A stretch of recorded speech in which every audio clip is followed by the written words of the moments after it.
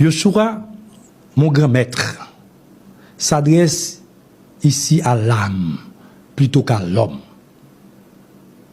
L'âme, cette dimension imperceptible de l'homme, mais qui est le moteur de l'homme.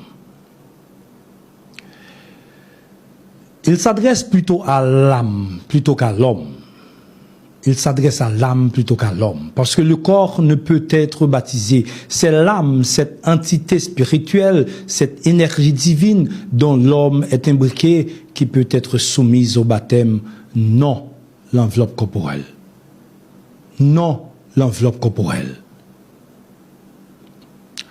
Au contraire, cette dernière, l'enveloppe corporelle, cette dernière est l'une des réalités que toute âme doit sacrifier pour bien saisir la vérité et avoir la vie éternelle au paradis.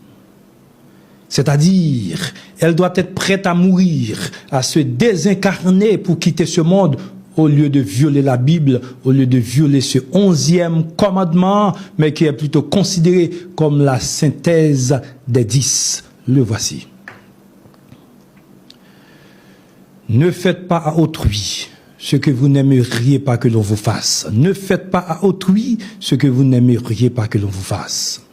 Frère, c'est mieux petit bout de phrase à nous là.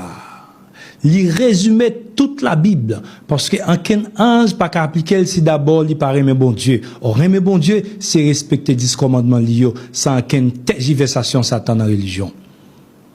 La Bible a déjà expliqué les deux étapes du vrai baptême. Mais Lucifer, par ses religions, ses sociétés secrètes, ésotériques, etc., a corrompu cette petite voie difficile.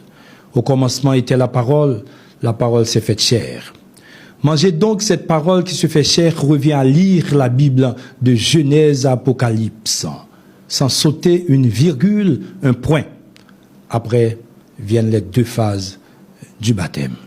Je répète, mangez donc cette parole qui se fait chair, revient tout bonnement à lire la Bible de Genèse à Apocalypse sans sauter une virgule, un point.